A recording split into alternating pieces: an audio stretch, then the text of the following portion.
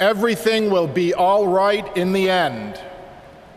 And if it's not all right, it's not the end.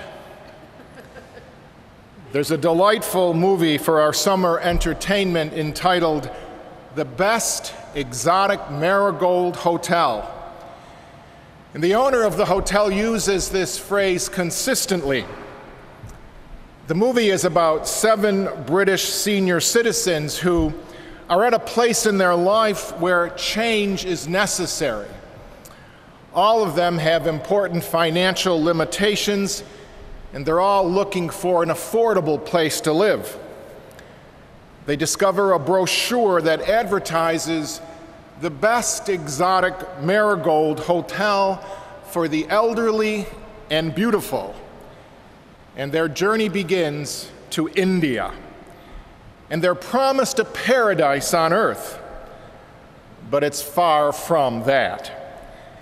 They experience all kinds of challenges and setbacks. The hotel is more than dilapidated. It is so run down and worn that it really should be out of business. But this is offset by the enthusiastic, youthful manager, Sonny, who passionately reminds them everything will be all right in the end, and if it's not all right, it's not the end. In the scriptures this weekend, we have a very passionate Jesus who calls us constantly to the kingdom of God. And if we look around us, like those 7 British senior citizens, we might see a kingdom that seems very dilapidated. But just like Sonny, Jesus gives us a whole new interpretation of the kingdom. He tells us it's not an entity. He tells us that it's something that's deep inside each one of us that must be planted like mustard seeds and allowed to grow and flourish. Those 7 characters in the movie, they were able to activate the kingdom of God inside each of themselves. They didn't allow the limitations of age or physicality or their finances to force them to give up on life. They didn't listen to others tell them that life was over for them. And they didn't allow their idyllic dreams of a new life in India to be shattered when they faced the shambles all around them. They heard Sonny tell them that they had it inside themselves to make it good. It's not the end, he said. We can all look around our world. We can certainly be aware of our church and society that have become rather distressed at what's happening. That same message is given to you and me.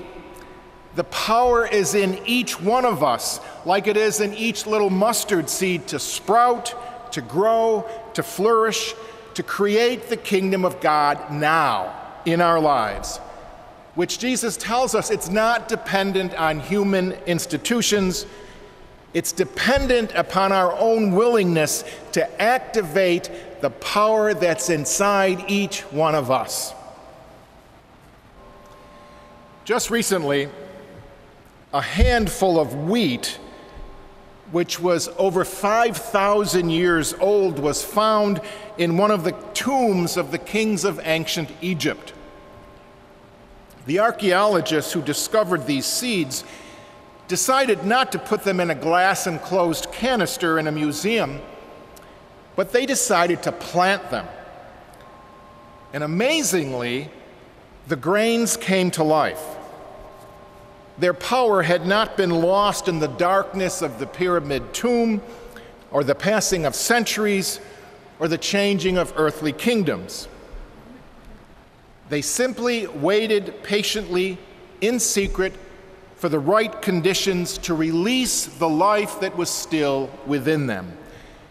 At the right time, in the right place, they rooted themselves, pushed their leaves into the sunlight, and they blessed their faith-filled sowers with a near miraculous harvest from the very distant past. That's the challenge for each one of us this weekend. The kingdom of God is within each one of us, and when we meet obstacles, we're challenged not to give up, knowing that we can face and meet the change head on. As one of the characters in the movie says, and we can celebrate the change. Now, this is exactly what's been going on here at the Cathedral for the past few years. Faced with financial burdens that have challenged the future of our Cathedral emergency services, we have had to move in a new direction in order to continue to serve the most needy in our community. The costs have simply become prohibitive. But we here at the Cathedral are deeply committed to our outreach to the poor, and thus, with the help of many people, we are solidly moving into the future with a whole new plan. Unfortunately, this was leaked to the newspapers before our plans were solidified, and I had a chance to share them with you. As of June 30th, the Cathedral Emergency Services, as presently structured, will close. We at the Cathedral, and all of you I am sure, are deeply indebted to Peter Perillo, Eloise Benjamin, and Elaine LaFollette, and all of our volunteers for their dedicated service for so many years. But in order to be sustainable for the distant future, we know that we have to go in a new direction. So with the help of Catholic Charities, the diocese, the Cathedral Square Neighborhood Association, and the food bank, we will be opening in middle-July the Cathedral Square United Ministries, which will house a food pantry across the street where the CES is presently operating. This new pantry will be an ecumenical pantry, working with Park Central Presbyterian, St. Paul's Episcopal, Plymouth Congregational, and Prince of Peace. Catholic Charities is going to administer this for us, and we will be working ecumenically, which means that all of us, all of the churches, will be donating finances and food and volunteers.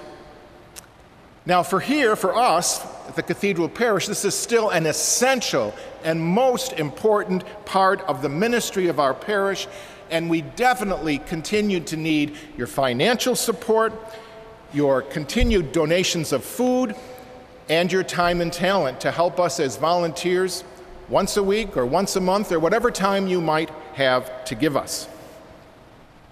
Catholic Charities will continue to provide 2 social workers to work at our pantry. In conjunction with this, we will also work with Catholic Charities to open a hospitality center from 9 to 3 for the homeless who, after they have breakfast at the Samaritan and are waiting for dinner at the Samaritan or going to the Oxford Inn, will be able to come for some coffee or whatever.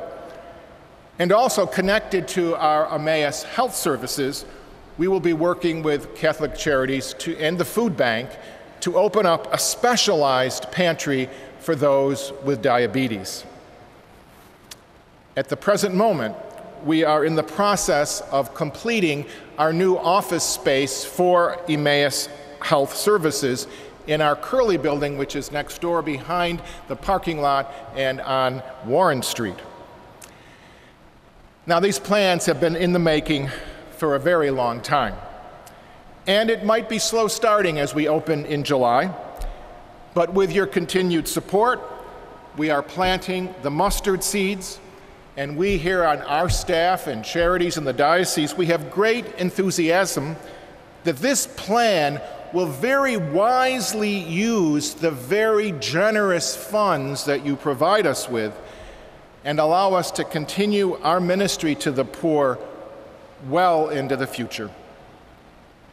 So I thank you today for all the support you have given to us in the past and encourage your continued support in the future.